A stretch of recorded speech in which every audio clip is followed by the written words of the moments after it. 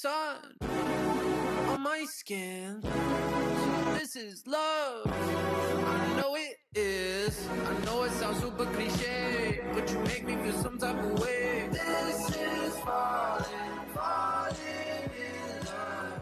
I know it sounds super cliche, but you make me feel some type of way. This is falling, falling in love.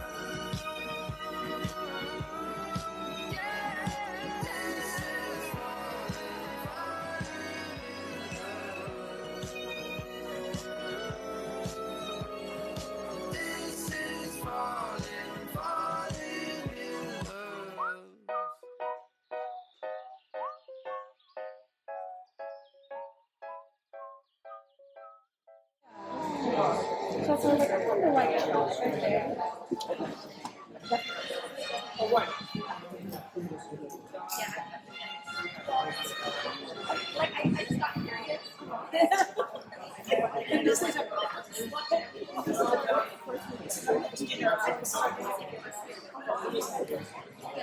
I wanted to talk about something. I actually started. Yeah, and then everything is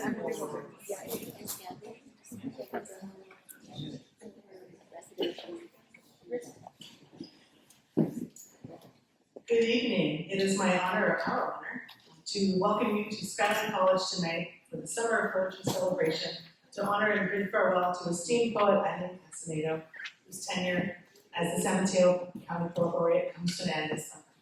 My name is Marissa Bigman, and I am the Program Services Coordinator for the Skyline College Learning Communities. In this event, you might have noted earlier, is co-hosted by 3 of our learning communities, Cabo Bayan, Cypher, and Puente, all of which you hopefully had a chance to talk to, and if not, those materials will be here, so if you have any questions, don't hesitate to reach out to one of us. Thank you to all the faculty, staff, and students of these programs that joined us tonight for this special celebration. Over the past 3.5 years as San Mateo County Poet Laureate, Eileen Casanedo has collaborated with Skyline College and faculty members Pia Walla Walker, Rob Williams, and Lucia Lackmeyer, all of which are here tonight. We know the good work that our faculty members and the collaboration we've had a chance to do over these years. So we really appreciate that in celebration of poetry, literature, and creative community on campus. From pre-pandemic in-person events to transitioning to Zoom readings over the past 2 years, Eileen has shared her love of poetry with us all. As you likely already know, when Eileen is part of a poetry event, she uses the art of the written word to bring people together and highlight and lift up works of others, other poets and writers, many of whom are here with us tonight. Her sincere and humble approach has fostered a comfortable and welcoming vibe to every event I've had the pleasure of supporting. And my colleague Lucia, the Puente co-coordinator, is going to also mention many of you who are here tonight. Good evening, welcome. And Rob and Pia were great over there. I just wanted to give them a shout out for all the work that they've done with the poetry events. Tonight we celebrate her 3.5 years as Poet Laureate, as well as works from other local poets, artists, and Skyline College graduates. Please also join me in welcoming the following public officials and organizations who are here and who have supported Eileen and her work over these years. David Canepa, District 5 Supervisor David Canepa, Daly City Mayor and Skyline College Professor Dr. Rod Daus Magua, South San Francisco Vice Mayor Flora Nicholas, Portola Valley Council Member Marianne Moisey, San Mateo County Commissioners Harini Krishna, Maya Tusing, Anisha Weber, and Virginia Corrali, San Mateo County Board of Education Trustee Chelsea Bonini, San Mateo County Office of Arts and Culture Executive Director Robin Rodriguez, Jefferson Union High School District Board President Rosie Tejada, San Francisco Entertainment Commissioner Neighborhood Representative Al Perez, Vice Consul at the Philippine Consulate General in San Francisco Adrian Bacay, and organizations represented Skyline Learning Communities, Cypher, Cabo Bayan, Puente, as she already mentioned, the Skyline College Library, and Lyrical Opposition. I'd like to introduce Eileen Casanedo.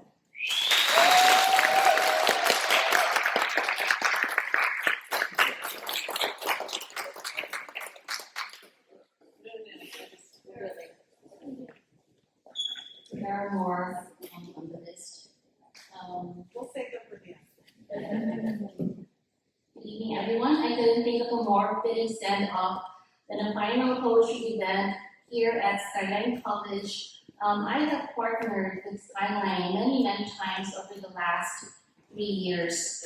I especially wish to thank Marissa for this incredible event in this incredible space. Marissa, you have been a rock and the voice of reason over these past few months. I also wish to thank Professors Rob Williams, Cecilia Lachmeyer, and Pia Walawalkar, Wanda Cypher Kababayan, and so many other organizations. The support I received, both from the Skyline community and our larger community in San Mateo County, has been extraordinary. Like I said, there are too many names and organizations to mention, and I will try to reach out to everyone individually, but for now, please accept my deepest gratitude and admiration for your generous spirit and our shared passion for social justice and equity. Of everything that I have done as poet laureate, I am most proud of the relationships I built and the communities I upheld. I am ever so grateful that poetry has allowed my story to connect with yours. I am very grateful also for the opportunity to expand the role of poetry in the context of larger intersectional movements such as racial equity, climate justice, housing justice, youth empowerment, and women's rights.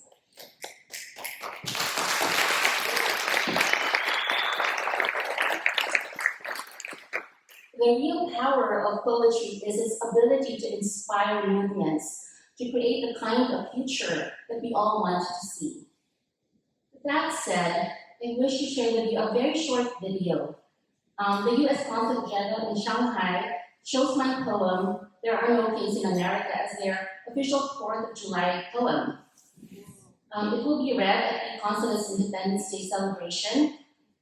They also translated the poem into Chinese and created this video to post on the U.S. Mission's official Chinese social media account, which I believe has over 1 million subscribers. This isn't public yet, but I thought it would be a wonderful thing to present tonight as I end my laureateship. Video, please.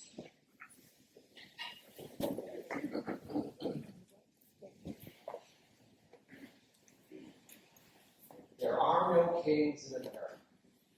We are not that kind of.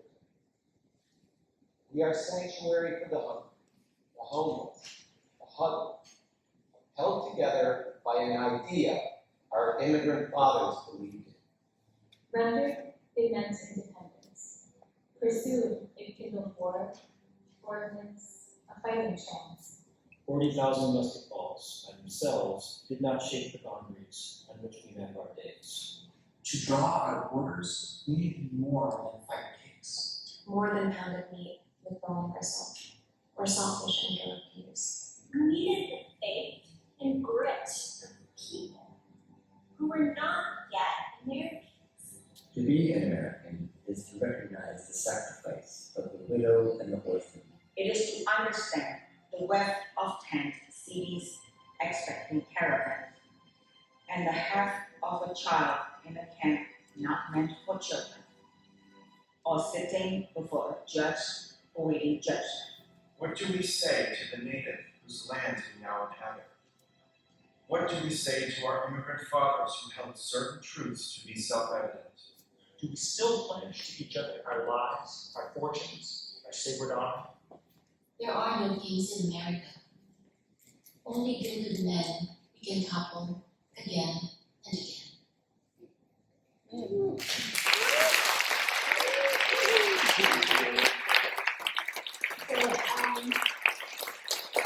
We made sure to ask them to make sure that the county of San Mateo is included in the So now on to our featured leaders, who are the real star of this event, real stars of this event. I'd like to first welcome Lisa Sigda-Melnick, who is a professor at the College of San Mateo and a longtime friend of mine. Lisa, are you ready? I'm ready.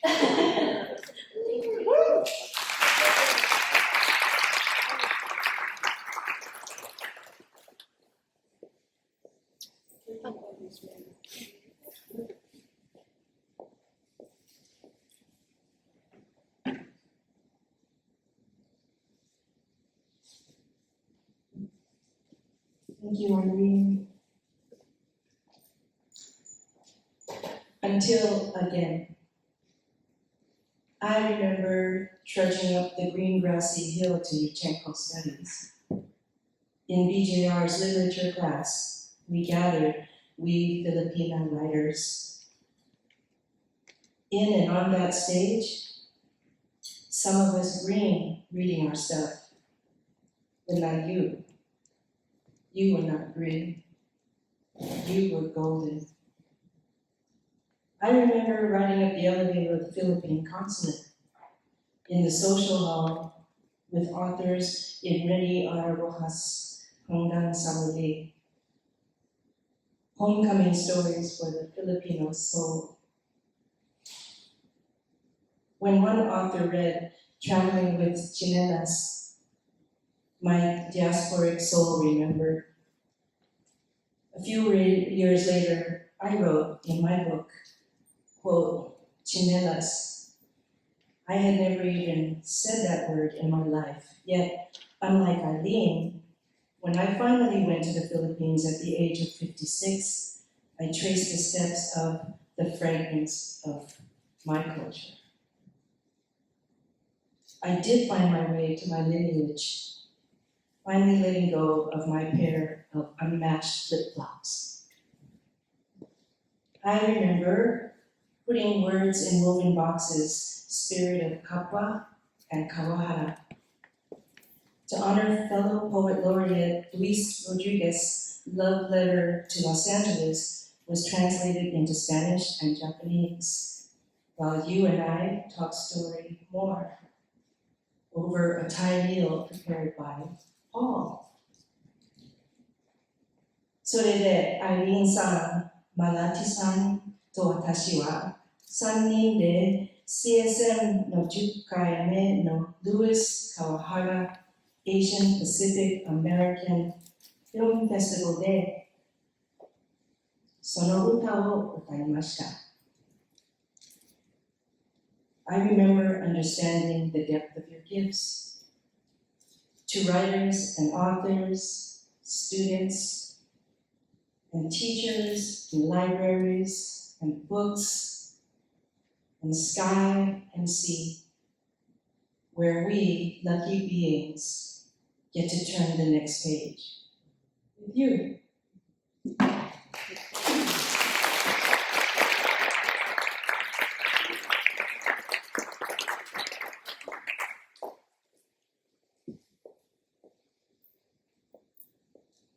Thank you so much, Lisa. That's beautiful. That's our friendship in a nutshell.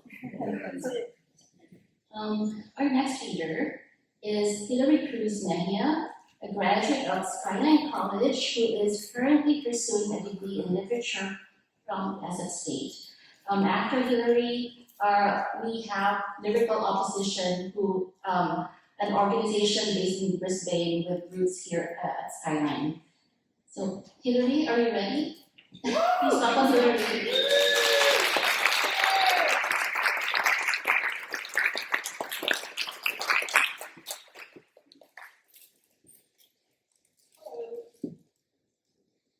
Alright, so I tend to speak very loud. I'm gonna try to step a little bit away from the mic.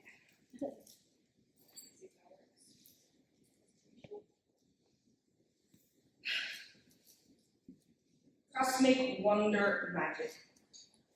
Let our bodies explain to us the camouflage sounds that live inside the wet growth curve. The smiling mountains at sunset. The earth. Self-conscious in the heel of the food, nightfall, the ability to see that the sky is no longer the same blue anymore. 50 years of reincarnation erased of the only skin that managed to give them faith and life within. That they do not melt the prophecies illuminated and rage, who commits to be ruled by the ambition viewed from fear to the woman without fear. That they do not melt. And reprime words that don't attempt to crack the doors of the sky, but bodies holding the roots of the elder trees. to heal the injustices of silent hope of faded nature soul. This is one poem I wrote before coming to the United States for me. I went out to the poetry world and field because of her, and this one is pretty short. Has anybody ever hold your hand without anything has changed? For any who believe in supporting. Have spent so long searching for who I want to become, wondering where I have been, asking myself, why do I sigh? I have been lost, pero te digo en este momento, que cuando encuentras a alguien that holds your hand and opens with their other hand a door, you understand you're not lost. That someone reminds you that you are just a wanderer that has found a new home. Thank you.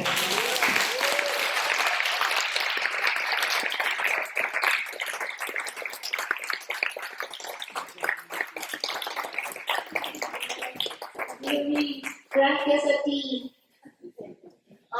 It's been a joy knowing Hillary. I met Hillary at the start of the pandemic, and her career as a poet just took off. It's been amazing to watch her grow as a poet and as a member of the diasporic community here in San Mateo County. Our next performers are members of the group Lyrical Opposition. I believe they have a short film to show. Lyrical Opposition, the founder is Christopher Bustos, and we just connected because the focus of their organization is really housing justice. And I've worked a lot with the Housing Leadership Council of San Mateo County, and I just wanted to connect them both. Christian, are you ready? We'll talk more about it.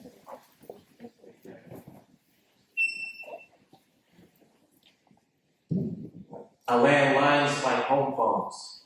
I battle so here to land mines like war zones. We can settle the store homes, but I don't waste time. I'm here to take mine and hip like waistlines. Lyrics on the come up, incline with the words. Live life like a one-up, Super Mario the verbs. Perpetual flow, something you can never outlast. Bypass the trash in one roll like a typecast. Brought to the earth with a curse from the belly. I hurt when it's worse, but it's worth being ready. My course was a curse, I don't curse, but I'm staying in the mind state, stay in the Lord's will till I'm killed. See, I've been looking for my source of significance since I've been back for deliverance, free from the influence of further ignorance. In vain, purposeless, switched into a resurgence of kingdom principles that lead to eternal permanence. Buried in my name, Christian Allen, for who ain't heard of me. Creativity in the blood flows like artistry and arteries. Knowledge is a new currency. But currently, you can find me at memory banks committing burglary, certainly. Done running for the cash chase, but still, got paper on my side like landscape. Shape portraits in my mind of this time, build it in time, waste here to illustrate the cross like interstates, how saved by God's grace. I live by faith. Make most of the life he gave me. Ain't suicidal, but I bring death to the flesh daily. Walking in the spirit, found the true meaning of living, got it in my birth name, so I was born to be a Christian. Used to deal with living social, and just trying to get my groove on. Kept the green around the G. I was just trying to put my groove on. Lyrical opposition, living supernatural, limited, put the suit on, far stronger, no longer, the world we already moved on. Trials and tribulations to edify and sustain our direction. Whether we break, like intermissions, or live in this blessing. To change offsprings like switching suspension, to lead the younger generation that leads to succession, under the power to speak edification, inspiration, and illuminating the work of divine revelation, guidance in the record of dark times, and align it as a father, like living Christ like them. Now, yeah. Do we have a film that we're showing right now?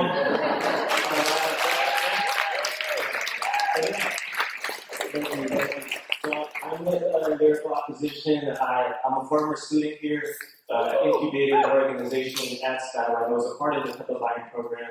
I started doing poetry and hip hop with the Cypher program at Rock School Bells. I was one of the co-founders of Urban Youth Society, so I'm very rooted here at San Mateo County and appreciate Eileen for inviting us. So organization is now headquartered in Brisbane, and we finished our first film, which y'all are going to get a sneak peek of, the first 5 minutes of, and the narrator in the film, he will speak on the film after it, as well as perform a few pieces as well. His name is Sinyo. So yeah, feel free to play the film. Thank you.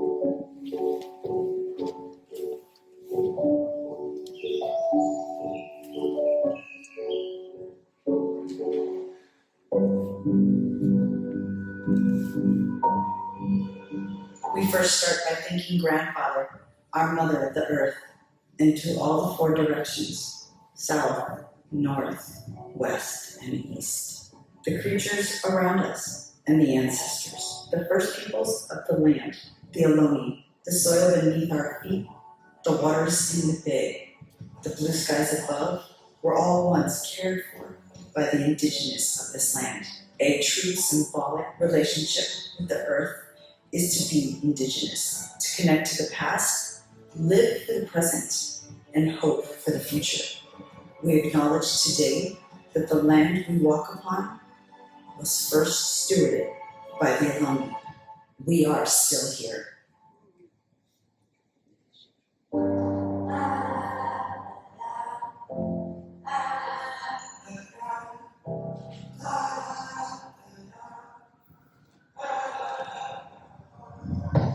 Yesterday's goodbye, yeah, money, I could just leave. I lose my itchy thumb. I'm starting to lose sleep, and I say I only had time, trying to rewind, keep it on the side, live it on my mind. It's just been never fine. It's impossible to get through your mental health crisis. It's impossible to get through your meth addiction. It's impossible to get yourself emotionally whole, physically whole, without a home. Situations like being homeless, you know, your mind is not like you faded to. Some people never get that. Being facing being homeless, you know, it's tough. Yeah, laid off from my job, my son's phone ran out, my mother passed away, and then I got evicted. All the way in. Those people have names. You're like their stories. They're not just the homeless who are dying on the streets. They out here, it's 42 degrees, and you gotta, you know what I mean, figure out, like, yeah, that's just wild to me. You know?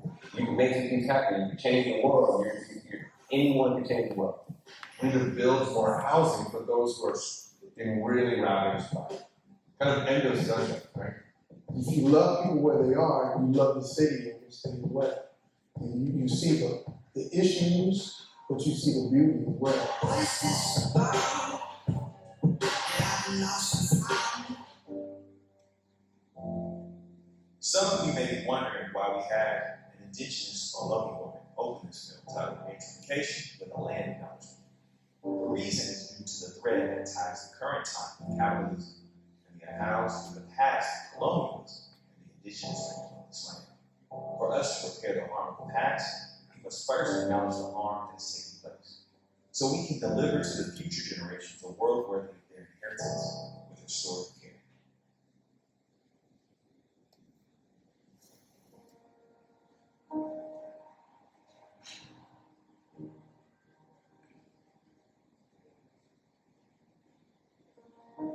Re-education is to live in a world filled with safe spaces. Spaces of belonging and care. Spaces where we get to exist. Spaces filled with warmth that we get to call our own sanctuary. Re-education, a place where we cook healthy meals with ingredients of love and abundance. Community gardens, we create our own medicine. Communities of diversity, healing, and harmony. Re-education, a place where our mind is put at ease, a place where our minds and our worries are replaced Re-gentrification, a reminder that we are still here in this city, in this body, and we are surviving and overcoming the years and years of generational violence. For me, the impetus, if you will, for the word regentrification, of course. Film coming soon.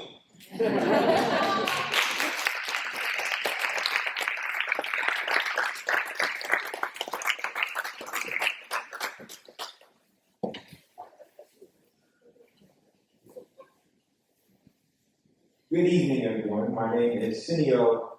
I'm the narrator and the voice of Lyrical Opposition.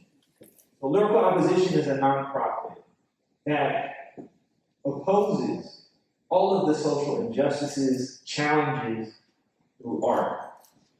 One of the main core components of art that Lyrical Opposition has cultivated and crafted is spoken word artists. So as you see in the film, we have a spoken word artist lead us into what regentrification means. What does it stand for, right? Of course, it's the term that some of us become familiar with of gentrification and repurposing it with reentry, right? Because as that film goes into detail, it starts to expose what are some of the solutions that we as people can become involved, engaged in, and support, right? So that movie was a culmination of years of experience. Cross, being Christian, being as humble as he is the executive director of Lyrical Opposition, the nonprofit entity that helped make this movie come to life. At the same time, I have been a supporter and now member of supporting Lyrical Opposition as we transition into shedding more light on the issues that we all deal with in the Bay Area. So with that being said, just to give a brief background of kind of what some of the elements that support the piece that I'm going to share. I went to school here as well. I currently live in Pacifica. I love San Mateo County. And it is an area and a place that when you just look out behind me, it's beautiful. And so with that being said, I'm a Black and Salvadorian child. So that is the undertone of the piece that I'm going to share called Set Me Free. So, when my mother's getting sick and I'm broke and I'm stuck, looking for a fix, health caring enough. In the city of the rich, knowing they don't give enough. Little kids hitting licks, bipping windows off of luck. Take a chance if you want. A-Ride off the truck. Just a pause. A-Ride. Alex Rodriguez. A couple years back, they dipped his window, which means to break his window in his car. They stole his jewelry. So that's the reference. A-Ride off the truck. Okay? Take a chance if you want. That's a home run if you on the run, no time for letting up. Because ain't no giving up when the only way is up. Cost of living sky high, someone rapping for a buck. I'm trying to own a home. They got me stuck inside a hut. I'm on the grind every day, just trying to pull my people up. Where they used to strike gold, got me looking where they struck. Ain't no quitting around here, but some jobs ain't enough. I'm trying to make more than what they ever could pay, so I'm working for myself, because we once were slaves. This my reparations through working patience, no time to waste. I'm out to get whatever's mine, no time to save. I'm trying to leave, just let me be. I'm trying to be who I'm supposed to be. If you're in my way, I gotta leave.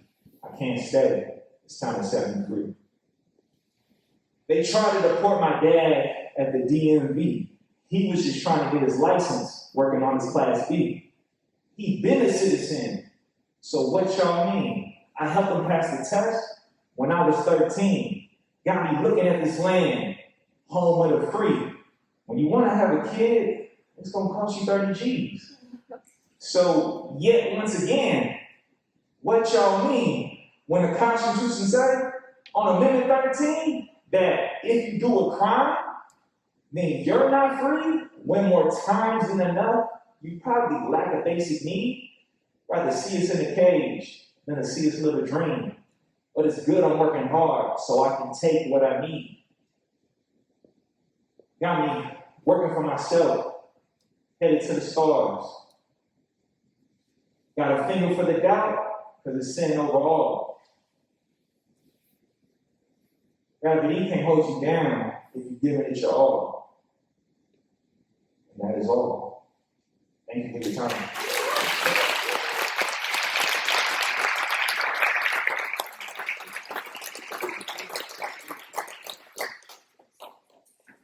Thank you, Christopher and Samuel.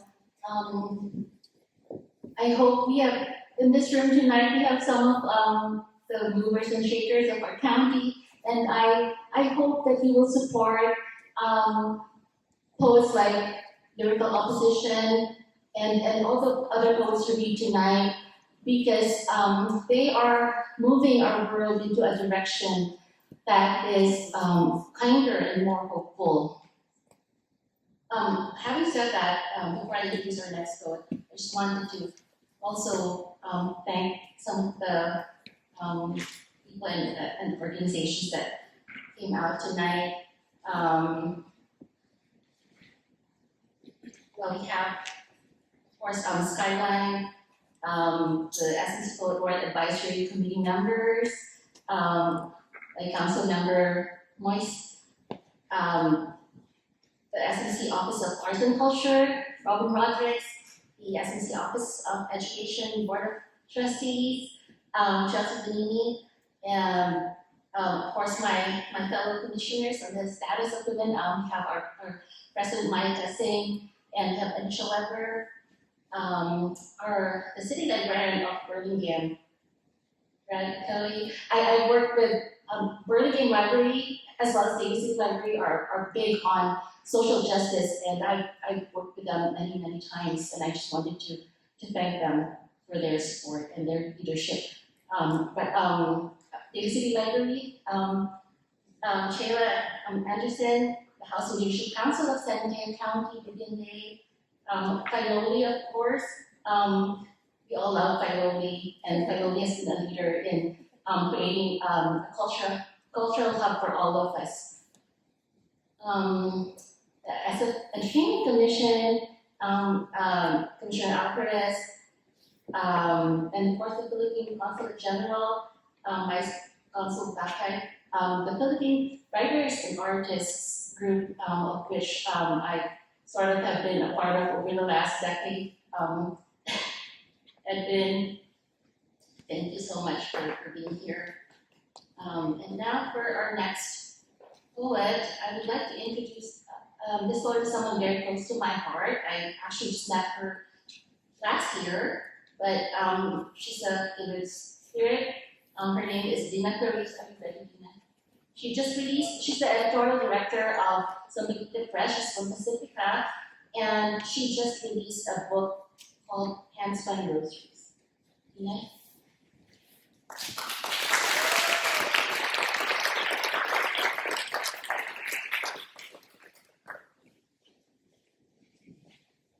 Hi everyone, and thank you, Eileen. As Eileen mentioned, we just met last year, but I feel like I've known her forever. I'm reading 3 poems today. They all talk about community work. As a Filipino-American immigrant, I've come to realize that my love language and the love language of my family, especially my mother, and fellow Filipino-Americans like Eileen, our love language is opening doors and welcoming others and feeding them, whether it be food or opportunity. That is how we express love. My first piece is called Pouring Salt. It's from my book, and it's about the monsterization of women in mythology and religion. And it's in response to a story called Why the Ocean is Salty from Filipino Popular Tales, after my good friend Maria Bolaños. They've blamed us so long that to say blaming women is cliche. Sit us on rocks, comb our black hair, turn our eyes into fiery stones of rage, apathy, pride, and lust.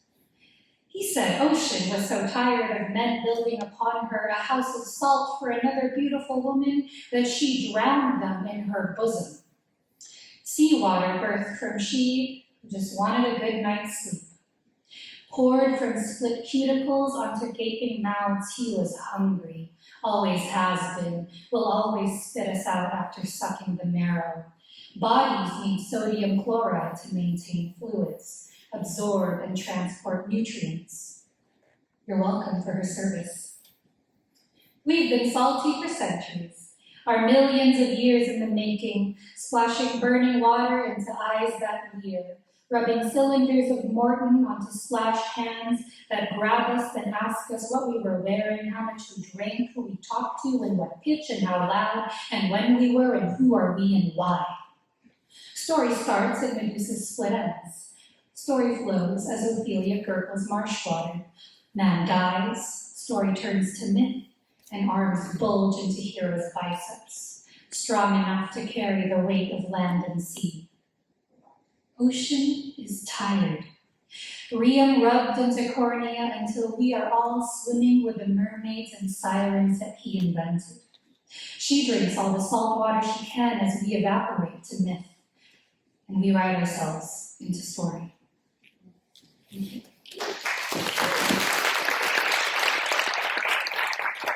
The next two pieces I wrote in April during National Poetry Writing Month.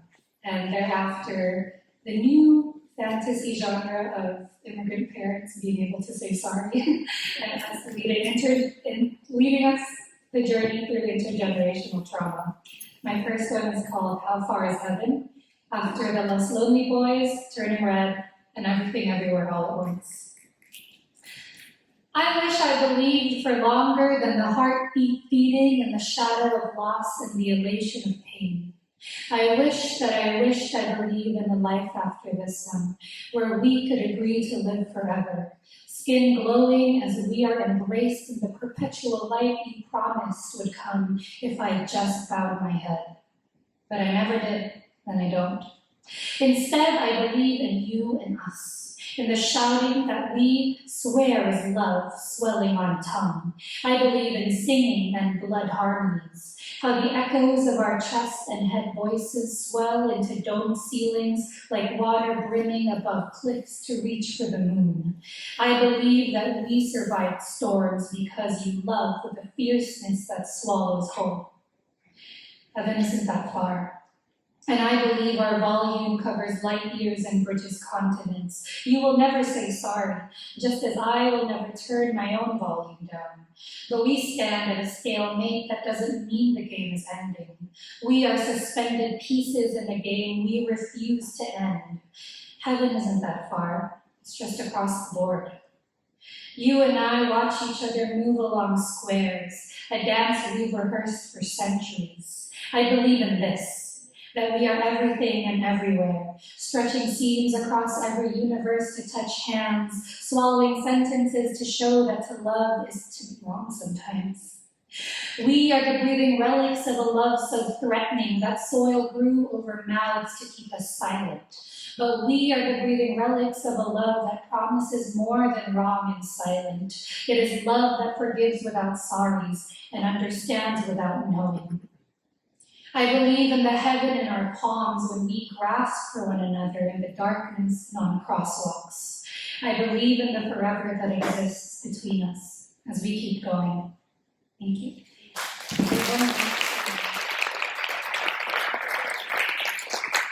This one is called Andando sa Ila, which is a beautiful Filipino dance. Looks a little dangerous sometimes. I learned to speak and listen at a distance. Our happy was something special, a delicate thing to be held only by fingertips passed on from your own mother and from hers, a silence we spoke in nods and hunched shoulders. When I went away, it was a tearing, fracturing the thing we cupped in hands and stitched with fine silk, cried tears and prayed over that it would remain the beautiful translucence through which we can still see her and her and her before us. If we're being honest, I wanted to smash it, hurl it into the sunset in the direction we came from, chomp it in my molars and scratch it from our scalps, this thing that intertwined the spaces between our fingers and has begged us to stay for 1,000 years. If we're being honest, I miss you. And sometimes wish we never found out how strong it is. The tenuousness of able to keep us. We're stretching the tendons and opening ourselves to something more. And something more isn't always wonderful. I'll keep pulling and I'll keep listening for your call. We'll come back as close as I can dare, without blurring the distance we've nurtured, a closeness that will keep it up against our ribs as we twinkle in the twilight, tracing the same steps she and she and she have danced. Thank you, Eileen.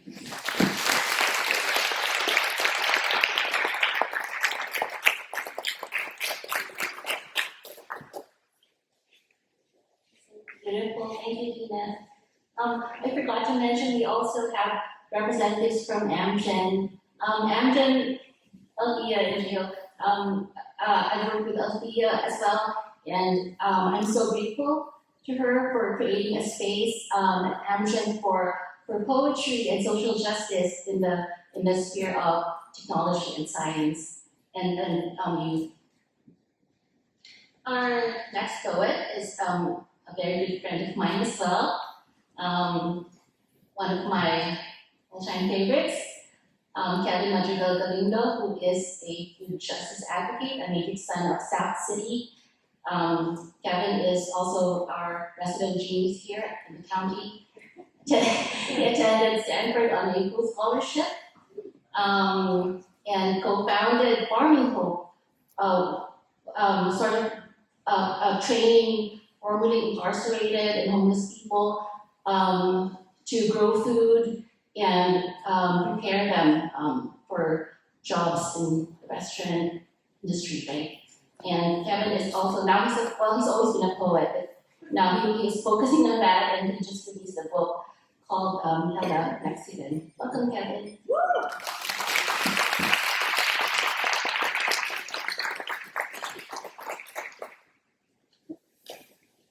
Go, Kevin! Thank you. Well, thank you for the introduction, Eileen.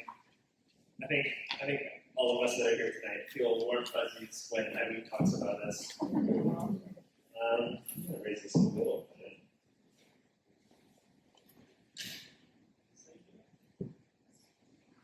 It's like the first time I've heard that. Yeah, thank you so much. Thank you so much, Eileen. Thank you so much to all the people, all the people that are here, all the cities and towns and places that y'all represent. This is like power of the people. You know, this is us taking charge and doing it, and not waiting for anybody to come save us, quote unquote. Eileen, I wanted to ask, do you want me to read us something from my book, or do you want me to read something new? Choose wisely. The one that's news a little long, but I can stop halfway. We'll see. Okay. I'm just gonna read parts of this piece. This is a new piece that I'm working on that is called Alternative Ways to Say I'm a Poet. And I'm just gonna start, I'm gonna go for it. I rewrite the same line over and over again until I'm pleased or tired. I follow the scent of an enticing tail like a beagle searching for truffles. I run into the wild with nothing but ink and paper. The pen is my foil, and I carry the word like my life depends on it. I study chapbooks like a chaplain does the Bible. Trying to escape this world, I trip upwards towards the moon and land on clouds of euphemism. I pull narrative out of the mundane. I recognize that I am the mundane. I actively choose to subsist off of unemployment checks and peanut butter oatmeal. I encourage altered states of consciousness. I smoke weed every day. When my mouth becomes parched like desert terrain, I find salvation in the spout of agave distillation. I laugh at all that pain attempts to steal from me. I feast at the table of peasants, the blood of royalty running at my feet. At worst, I'm a failed sorcerer of words. At best, I'm an enemy of the state. I find uncomfortable areas to read my work aloud.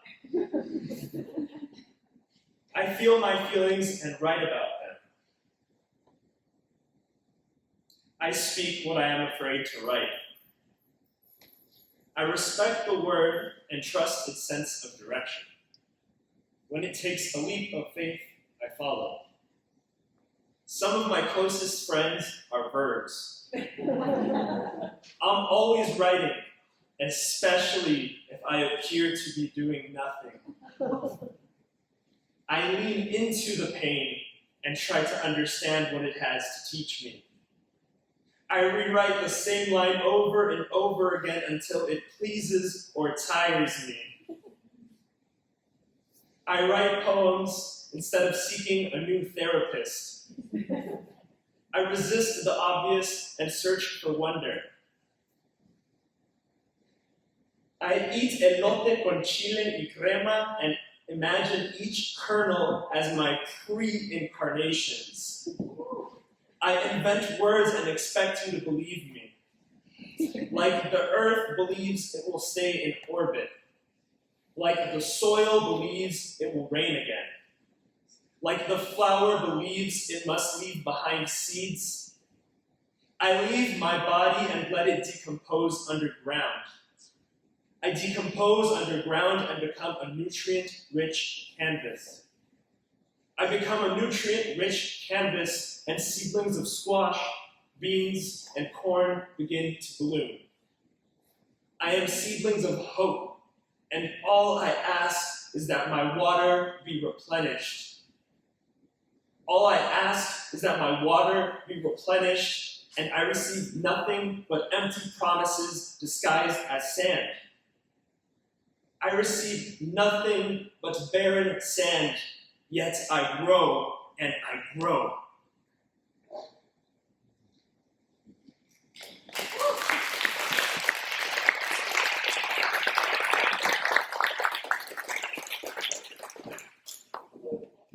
As a writer, I always feel important to bring some new stuff with you wherever you go. To remember, like, always be thinking poems and writing. And I'm gonna read a really short poem from. This is a book that just came out a few months ago. It's called Fellow Mexicans with Nomadic Press. They're based out of Oakland. Shout out to Nomadic Press. They're super dope. And I'm gonna read an abuelita poem. I'm gonna read Abuelita Lupe, a Gold Digger. Not like Kanye, more like Ray Charles and the purity of his expression. You're good to me, or you're not. Abuelita Lupe had 9 kids. She knows damn well they wouldn't feed themselves, not yet, waiting for the last one to learn to run.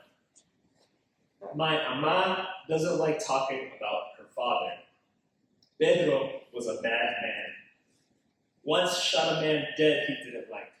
Those were different times, so I understand the fear and tremble in Ama's voice. When the funeral arrived, Ama didn't want to talk about it. She almost didn't go. Abuelita went. She had some respect for the breadwinner. But if you were to ask her, she'd say she was there to make sure they dug the hole deep enough. Thank you.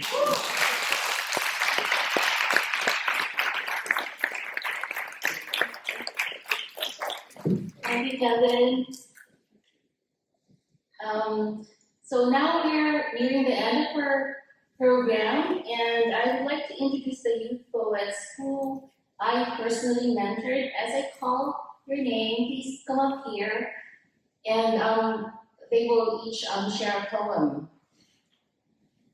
First is Cassandra Biscay, former Youth Climate Ambassador and founder of the United Against Climate Change movement. And next is Julie Larry. Julie is a Bay City Youth Poet Award finalist, and Fernando Rivera, Intermediate School's most recent commencement speaker. Welcome, Julie. Ron Dad, the youngest finalist in our 2020 Housing Leadership Council Youth Poetry Competition. And Ron never missed any of my workshops. Justin Marcelino, who actually immigrated from the Philippines just before the pandemic hit.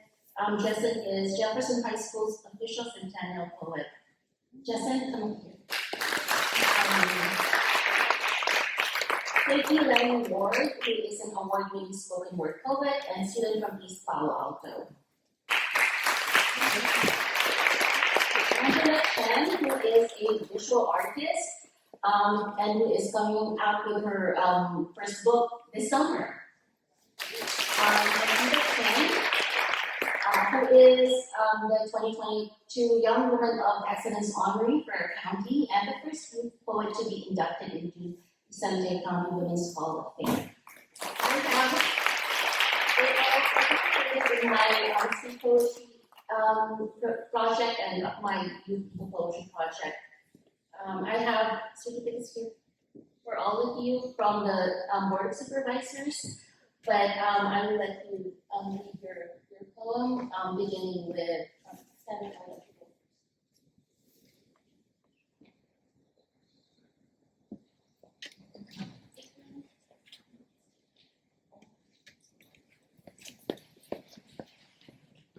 Hello, everybody.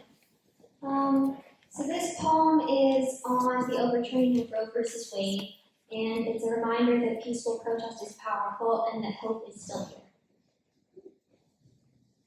So glad I was born into this country, a democracy that politicizes virtually everything. Politicizes climate change, politicizes morality.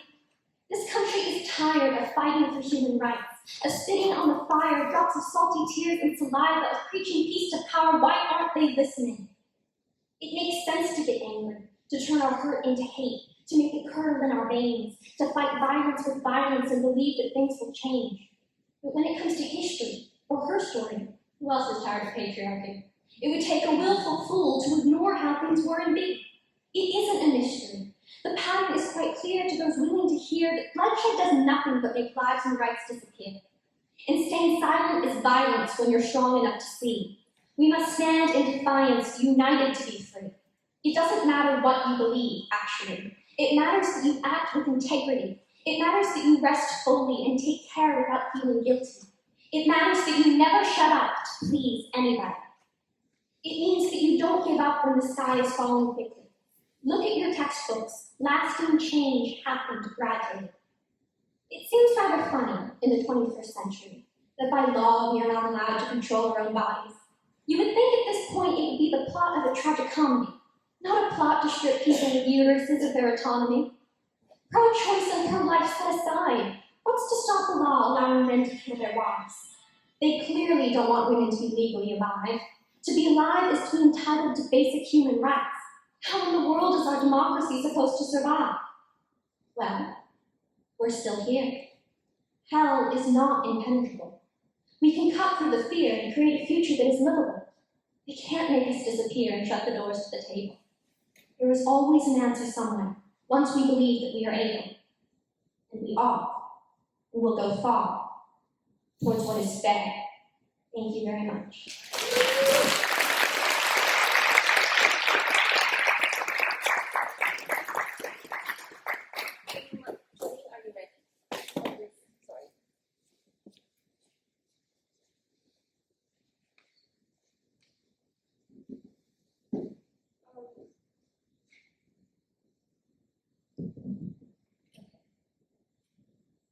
So before I start, I just wanted to say thank you to Miss Eileen Castanedo for all the work that she's put into our community.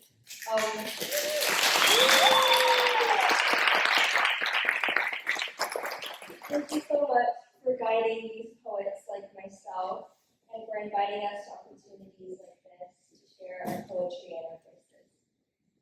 So the first poem that I'm going to read is called A Wildflower's Tale is Mine.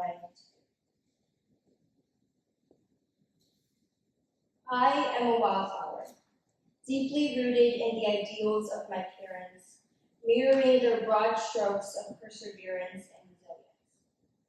Their calloused hands peck the soil around me, watering me with their tears, reminding this growing flower of the pain it took to look their family, their world in the eyes, and leave that all behind in order to plant a new life for me. I am a wildflower, grasping onto every ounce of substance the soil has to offer, with petals reaching for the stars in the sky, hoping, praying that one day, amongst the other wildflowers, I will live the life my parents fought for me to have. I am a wildflower, planted in this flower bed, where blood is shed time and time again. You hear the empty promises of the American dream, but all you see is the division at the root of a country. My parents sacrificed too much for a flower like me to not have control over my body. To know that the very soil I am planted on was built by the blood, sweat, and tears of discrimination and racism. I am a wildflower, and I cannot stand to imagine the pain in my parents' eyes the moment they realized that even though they did everything right, even though they gave up everything they had, there was still so much their flower would have to endure, simply because I am a wildflower painted with a beautiful shade of brown skin.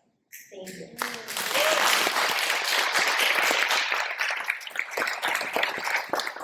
And the second poem that I'm going to read is called The Patriarchy.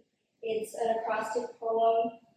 Here it goes. For too long, we've been overlooked, used and discarded like objects, carelessly pushed aside as if we're not prospects, knowing we must work twice as hard to earn half the respect.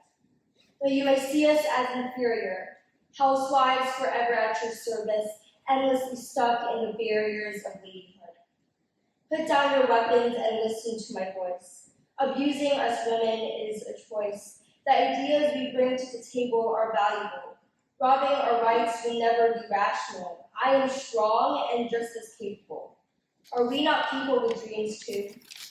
Ready or not, we are rising, changing and stepping into our rightful place. Hand in hand, women are standing together. You will never again exploit or oppress us. Thank you.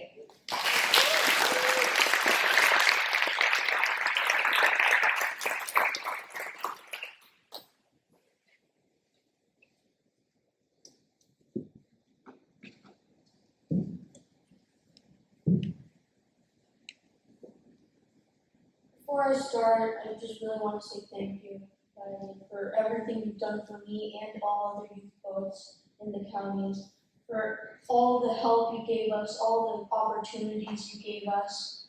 Thank you so much.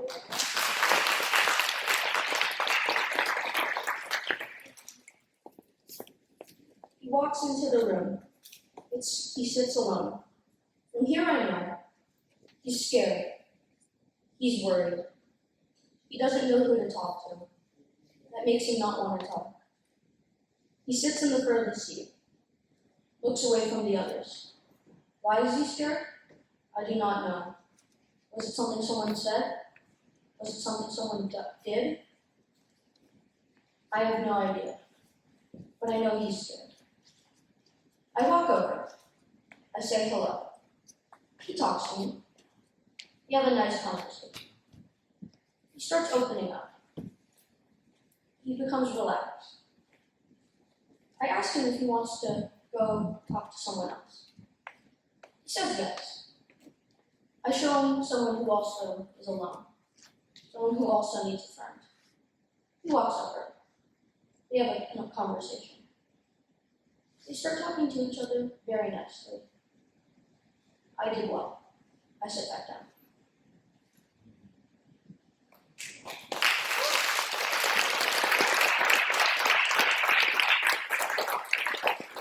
I just want to say thank you again.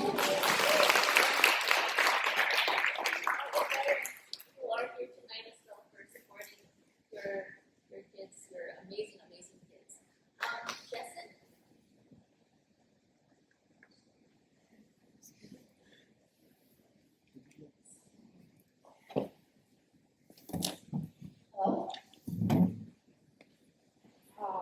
So basically, my poem is about describing this decade, 2020. It's only been 2 years, of course, but it's been chaotic. And it's in my perspective. I realized that we've had a very chaotic year, and we've been starved from people during the last year and communication.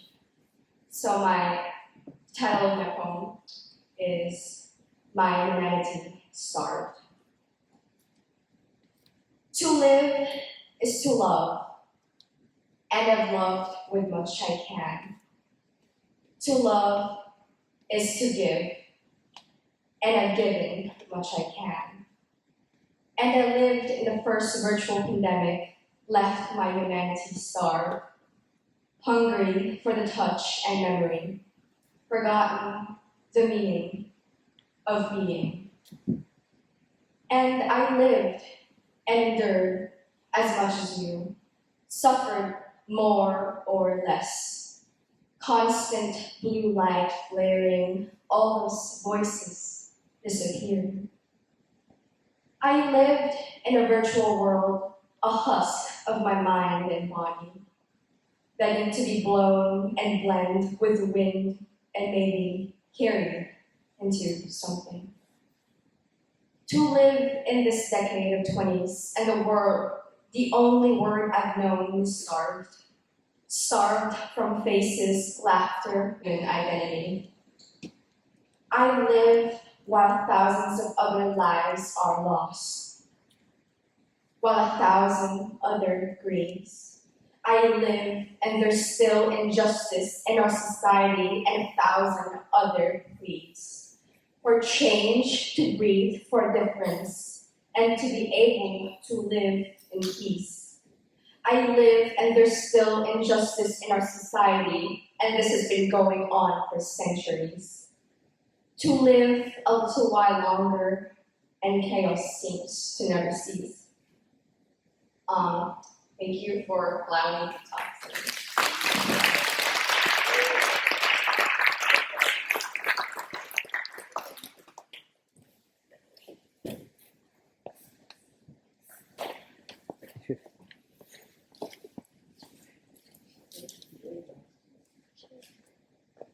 Alright, so hi everyone. First, I just want to say thank you to Eileen. Like, you're so amazing and you're such a kind and genuine person.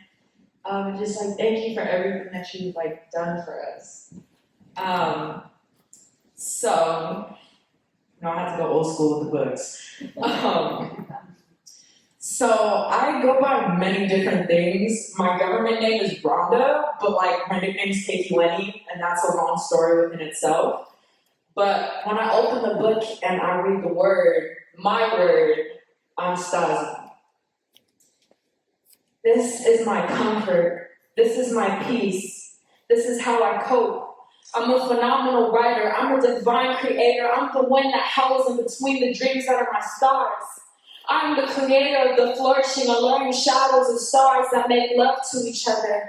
I'm the shadow that pulls the sun in for a mirroring kiss. I'm the portrait painted by the strokes of self-love. Each stroke is delicate and feminine with masculine embedded in my canvas. I'm the art procreated by the oil paint that fuses together, betrothed by the stars. I'm the sun who finds this finely crafted aptitude brought out of solitude and into her presence, where she firmly surrounds me in capes of stars and hair from gold, as she kisses me, draping me in the ever so finest linen crafted by the stars and spun on the wheel of my ancestors. It is the personage of this ever so fine creation, Black life, made with the finest paintbrushes, dipped in the rich oil paint of history created by my ancestors.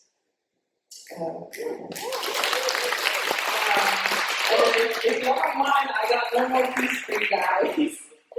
Okay. So this one, I call this piece Volume 76.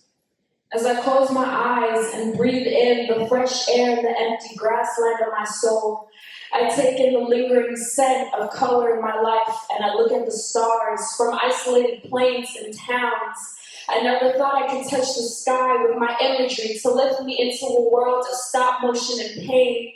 I wanna go to the glass home of vanished, relinquished gardens and greenhouses of flowers that sing golden epiphanies of forgiveness. The sky tells me it's my time. I breathe in fear and tears. I breathe in the flowery meadow of bruises. And I ask myself, are you ready? I hold the hand of my childhood, though I have no key. I turn the doorknob and I escape the burning home. I gasp for the fresh falling air and fall into a sea of paper and chains. Thank you.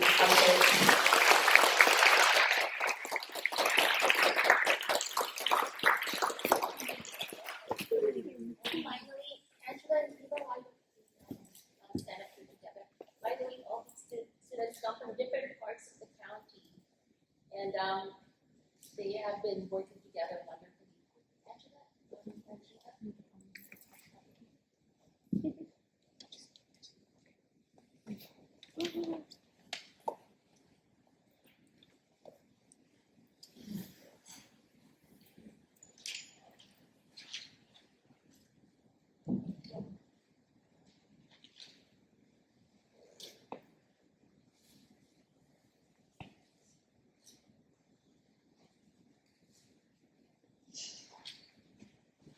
Hello, everyone. Before I present my two poems, I'd like to take a moment to give a personal thank you to Eileen. When Eileen met me in the summer of last year, I had just moved from San Francisco to Birmingham. I met her in an online writing workshop where I presented my poem nervously and quickly, camera off and everything. And after that workshop was over, I was unsure that even one person had remembered who I was, let alone what I read. How wrong was I that day? Because only a few hours later after that workshop, Eileen had found my email and reached out to me personally to tell me that she had loved my poem. To a young poet, that meant everything to me. The recognition and the appreciation she showed in listening to my voice. I think I can say for certain that that day in particular may be one of the most important days of my life. A year later, standing here now, I cannot express perfectly in words the amount of experience and opportunities Eileen has opened up for me. Standing aside Eileen has transformed the way I think and feel about poetry. She has brought a greater meaning to my poems and has made me rethink countless times about who I am and what I write for. For every poem I write, I can count on her to listen. And I can always count on her to find 100 more people that will do the same. Eileen, I cannot thank you enough for what you have done for the youth and on a greater level, the county. You have shown endless commitment to serving those in the next generation, and you have never failed to inspire and dedicate yourself to the pursuits of justice.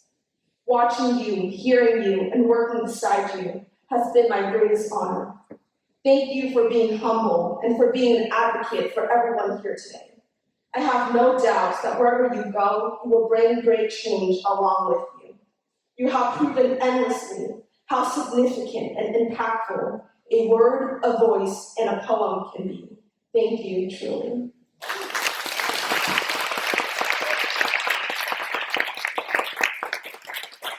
And as for my two poems, they both pertain to climate change. The first one is named In Baker's Speech, Love at the End of Everything. It is May again, and everything becomes a new type of tender. We are teetering at the edge of summer, our youth's golden and our skins raw like mango flesh. I watch you stare intensely into the coral blue of the ocean. Feet planted into soft bodies of sand rolling over, you tell me the world is ending. Corals left too white and boneless by climate change. Glaciers melting like candle wax into the fade of every winter horizon. Still yet, nothing has changed. Above us, we circle the sky, spiraling in perfect halos. They falter under the moonlight, wings flinching between aluminum and copper gold. A plover lands on the neck of a tree, and the branch buckles under its weight. For miles around us, there is nothing but sage bushes and memories left by half-moon lovers. Eternal summers with infinity so large not even we can find them. Maybe we are searching for something to name ourselves to. Maybe we believe if we wait long enough, an answer will appear, arriving softly with the waves. Maybe the reason I look at you now is because I half expect to find my answer, or some version of it at least. You laugh, and your laughter quivers in the air with echolocation. It transforms into something sweet, taking flight in the shape of an angel-winged turtle. I consider catching it for a moment, to cup it gently in the crease of my hands like I do with all things I'm too afraid to lose. Instead, it slips away and withers off with the sound of trembling cicadas before any moment can reach it. If we stay here too long, we will erode the mountains, become nothing but the fossils we find, old and bruising, forever left to tarnish in some forgotten history.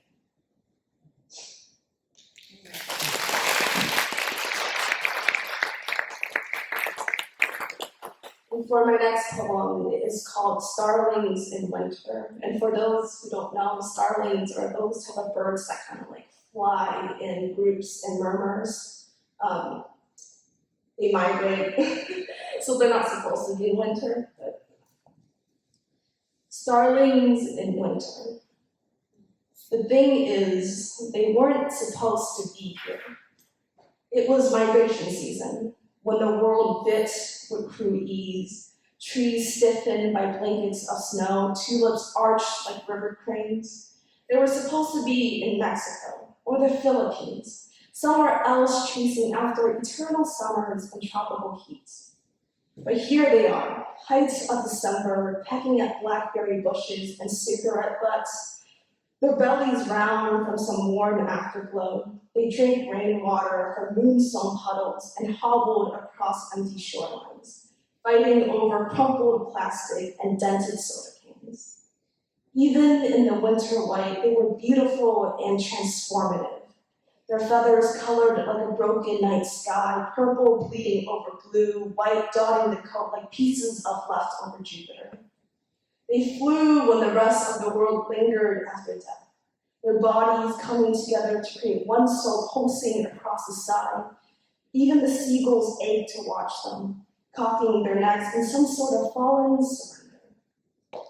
When the universe finally collapses, they will be the last ones to leave. Chained to something more eternal than us, they will carry the face of the universe on their wings, taking flight, leading us to wither away with the next winter horizon. Thank you.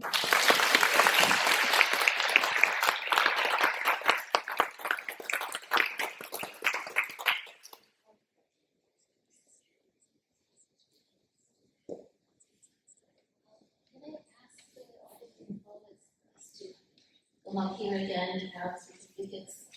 I will just read the first one. The Board of Supervisors of San Miguel County, State of California, recognizes and honors Cassandra Biscay and all the other poets here in recognition of their excellence in poetry and art and commitment to youth empowerment, climate and social justice advocacy, and service to the county.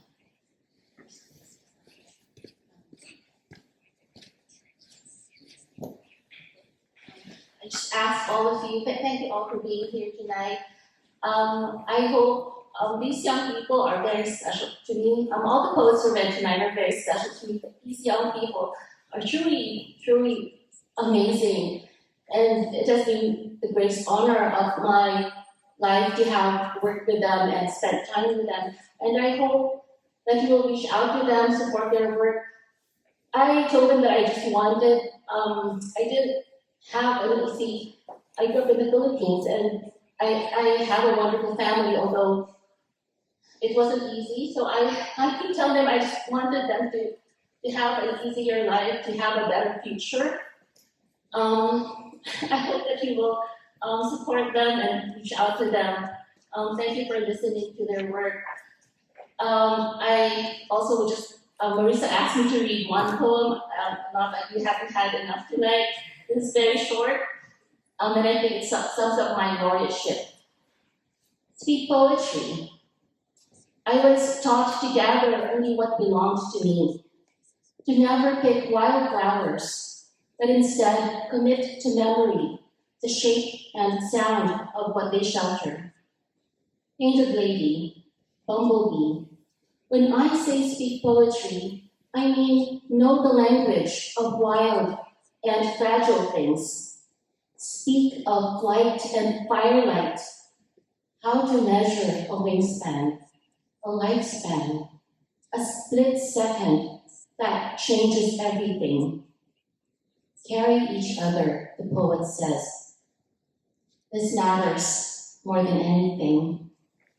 Thank you so much to all of you. It has been such a great honor to have served as your poet laureate. I walk the streets of silence, tears stream down my face. Stuck in an endless cycle, will my luck ever change? It's only you can turn my world upside down. It's true. Now I wish we could erase and rewind. I'm bringing back the fire, fire, fire. It's burning with desire, fire, fire. My love will take you higher, higher, higher. Becoming victorious. Bringing back the fire, fire, fire. It's burning with desire. One last moment to thank Eileen, the make sure that she doesn't have a our campus community, our students, our programs. Stuck in an endless cycle, will my luck ever change?